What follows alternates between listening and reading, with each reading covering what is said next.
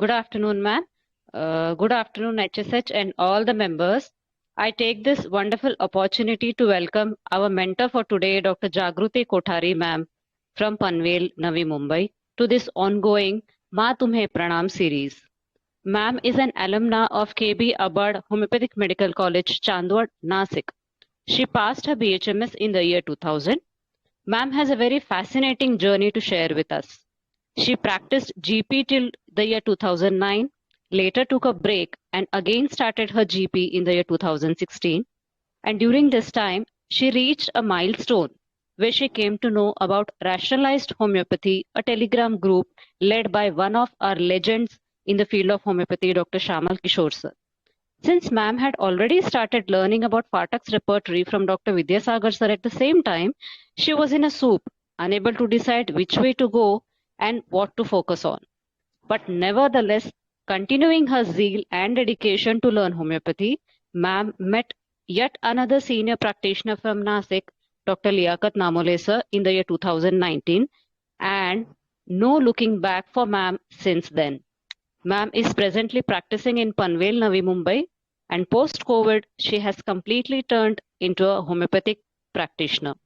So this was a fascinating journey of Dr. Jagruti Kothari, ma'am. And now, without much ado, please continue the session, ma'am. The stage is all yours. Thank you. Thank you, Ranjita ma'am. Thank you, Ashok sir.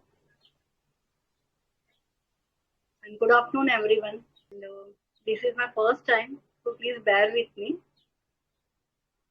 Writing presentation is something different, and doing a VC is also something different.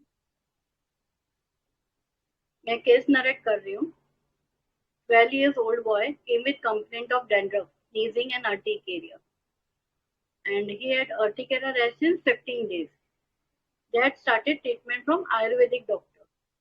Verbatim of the patient. क्या तकलीफ है doctor ने पूछा. तो patient, ये rash आ रहे हैं last 15 days से. आयुर्वेदिक डॉक्टर ने 3 मंथ्स के लिए मुझे बाहर का खाना, ऑयली, पिज्जा, बर्गर सब मना किया है. फिर मैंने पूछा क्यों, आपको क्या ये रोज खाना बहुत पसंद है क्या. पेशेंट, हाँ, लेकिन सबसे ज्यादा बुरा लग रहा है कि अभी 15 डेज पहले एग्जाम फिनिश हुई है और मैंने सब लिस्ट बना के रखी थी, क्या क्या खाऊंगा. 3 मंथ्स मतलब फरवरी एंड तक, और मार्च में तो मेरे एग्जाम्स है. मम्मी मार्च एंड तक मुझे एग्जाम खत्म फिनिश होने के बाद ही कुछ देगी खाना खाने को बाहर का. डॉक्टर, क्या हुआ था 1 मंथ पहले. पेशेंट, मेरे मैथ्स के मार्क्स कम आए थे. डॉक्टर ने पूछा फिर क्या मम्मी एंड पापा ने डांटा था. पेशेंट, नहीं, मम्मी थोड़ा नाराज हुई, लेकिन बाबा ने मुझे सिर्फ समझाया कि नेक्स्ट टाइम ज्यादा स्टडी करना. After that in between the patient mother started कि स्कूल में एक इंसिडेंस हुआ था. एक क्लासमेट ने इसे अचानक से मारा था और ये स्कूल में रोया, लेकिन इसने टीचर को भी नहीं बताया, कोई कंप्लेंट नहीं की. घर पे आके इसने बताया, फिर हमें ही मतलब पेरेंट्स को ही कंप्लेंट करनी पड़ी क्लास टीचर को. उन्होंने उनको ईमेल या और एक लेटर भी दिया था स्कूल में. और मैंने पूछा क्यों, इसने खुद ने नहीं कहा क्या. तो मदर सेड, नहीं, ये कुछ नहीं बोलता किसी को भी. आई सेड क्यों. In between patient only said, मैं डरता नहीं, लेकिन वो बॉय ऐसा है, सबको परेशान करता है, लेकिन अब मम्मी पापा ने कंप्लेंट की है ना, तो मैं भी अब मार सकता हूँ उसे. देन आस्क्ड, सो इसका नेचर कैसा है. पेशेंट मदर सेड कि शांत है, जल्दी से खुद के मन की बात नहीं करता किसी को. गुस्सा आता है तो रूम में चला जाता है और किसी से भी बात नहीं करता. One more incidence I have not written, क्योंकि बहुत लेंदी केस हो रहा था. कि मदर ने बोला कि एक दिन अचानक ये भाई बहन है तो बहन छोटी इससे, एंड एक दिन अचानक सोसाइटी में खेल रहे थे तो इसने अचानक से उसकी बहन को थप्पड़ मारा क्योंकि उसने कुछ गलती की थी. और एक बात बताई मम्मी ने कि ये पापा से बहुत डरता है. जैसे ही बेल की आवाज आती है और इसे ध्यान में आता है कि टाइम हो गया है पापा के आने का, ये तुरंत टीवी या फिर कोई गेम खेलता हो जो उसके पापा ने मना किया वो बंद कर देता है. So any guesses?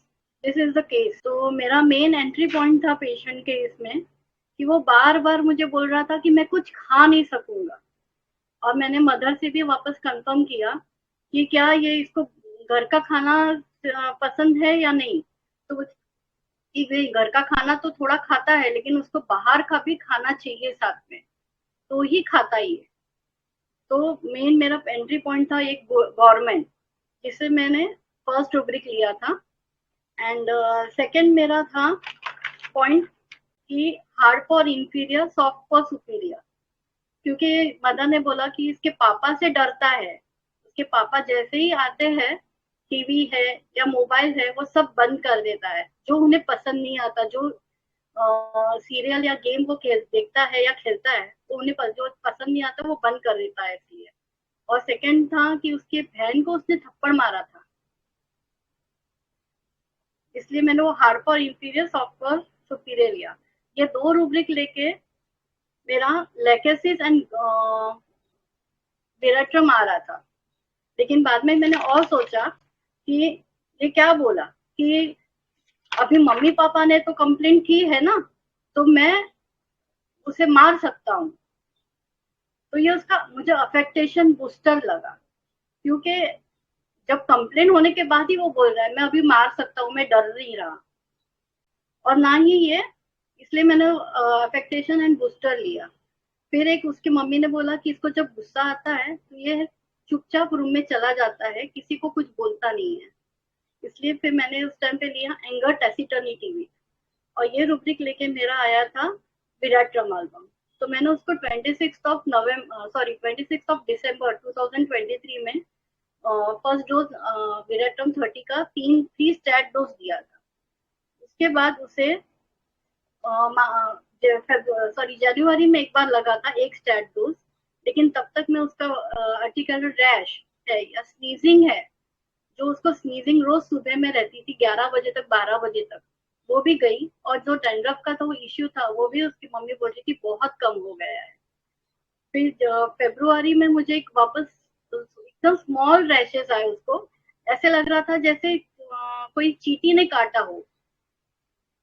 तो इसलिए फिर मैंने बोला अभी 30 तो दे चुकी हूँ, तो इसलिए फिर मैंने उसे विराटम एल्बम 200 का एक स्टैट डोज दिया अराउंड ऑफ 12 फेब्रुआरी।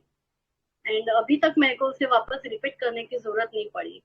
2 दिन पहले ही मैंने वापस कॉल किया था क्योंकि मुझे केस प्रेजेंट करना था। तो उसकी मदर ने वापस एक इंसिडेंट बताया कि वो गांव गए हुए, वहां पे उसको थोड़ा सा चिढ़ा रहे बच्चे। तो मैंने आज उन्हें पूछा था कि क्या वापस से कुछ प्रॉब्लम आया है, 2 दिन पहले ऐसे कुछ हुआ है, उसको वहां पे चिढ़ा रहे थे, कुछ रैशेस वगैरह कुछ हुए हैं क्या वापस से। तो उन्होंने बोला कि नहीं, रैश वगैरह तो कुछ भी नहीं आया है, वो एकदम नॉर्मल बिहेव कर। तो अभी केस प्रेजेंट करना था इसलिए मैंने बार बार देखा। फिर मुझे थोड़े से रेट्रो रूब्रिक भी समझ में आए इस केस के कि ये खुद होके बता नहीं रहा है, ना कंप्लेन कर रहा है, कुछ नहीं। तो इसका एक कॉवर्ड नेचर भी मुझे लगा। And confidence, want of self confidence भी लगा कि इसको लैक है कॉन्फिडेंस की। और जो ये फॉलोअप में आता था ना उसकी मदर के साथ, तो मदर उसकी मेडिसिन होने के बाद उसकी मदर की मेडिसिन के लिए ना वो रुकता नहीं था बिल्कुल भी। उसका चालू हो जाता था, मुझे बोर हो रहा है, मुझे भूख लगी है। ये मुझे उसका है ना थोड़ा सा डिसरिस्पेक्टफुल बिहेवियर लगा। तो मैंने उस टाइम पे ये लैक ऑफ रेवरेंस या इंसोलेंस आप बोल सकते हो, ये मुझे ये अभी लगा, ये दो रूब्रिक मुझे अभी लग रहे हैं। तो बहुत जनों ने अच्छा लिया है, विराट्रम अच्छा पकड़ा है, तो बहुत पार्टिसिपेंट ने बहुत अच्छा एक्टिवली पार्टिसिपेट किया है और बहुत जन का विराट्रम आया हुआ है। लेकिन एक दो जन का जो लैकेसिस आया हुआ है, तो लैकेसिस आई विल से क्या ये वो क्विक टू एक्ट रहता है। अगर किसी ने उसको मारा है और एनिमल रेमेडी है लैकेसिस, तो वो भी सामने पेशेंट सामने से वो पर्सन को मारेगा।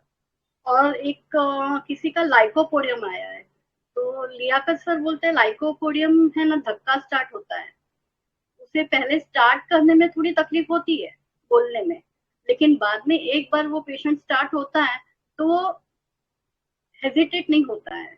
तो जैसे लाइकोपोडियम का फियर अपेयरिंग इन पब्लिक है, fear approaching of others है, इसलिए फिर मेरा लाइकोपोडियम भी यहाँ पे आउट हो गया था, क्योंकि मैंने जो मेरे एंट्री रूब्रिक थे मेन वो गवर्नमेंट था, hard for inferior, soft for superior, affectation, तो यहाँ से लाइकोपोडियम है, बोल सकते हो डेकेसिस है, वो आउट हो गया। मैक्सिमम लोगों ने वेरेट्रम को हिट किया है, सबको बधाई। नहीं, केस के वक्त पेशेंट का ऐसा कोई मिसबिहेव था क्या, मतलब जैसे जो वेरेट्रम का रहता है? नहीं, पेशेंट का मिसबिहेव बिल्कुल नहीं था, सिर्फ उसका जरा जो बोलने का टोन था वो हाई था। क्योंकि आपने रेट्रोरूब्रिक लिया ना, वो मतलब बाद में से वो में वो आता था उसकी मदर की मेडिसिन के लिए और खुद की मेडिसिन के लिए आती थी ना मैडम, तो वो ऐसा बिहेव करता था कि मेरे को बोर हो रहा है, मुझे भूख लगी है, कितनी देर लगेगा, वो ऐसा बिहेव करते था। तो उस टाइम पे तो मेरे को नहीं ध्यान में आया, लेकिन अभी ये जो वेरेट्रम की स्टडी कर रही थी ना वीसी के लिए, तो मुझे ध्यान में आया कि ये तो उसका मिसबिहेवियर था ना, कि कैसा बिहेव करना चाहिए। आज क्लिनिक में आए हैं, आज हम कोई डॉक्टर के पास जाते हैं तो कभी कभी थोड़ा टाइम लग जाता है ना, तो थोड़ा सा तो फिर उसमें पेशेंस नाम की कोई चीज होनी चाहिए ना, कि 10-15 मिनट्स तो बैठो।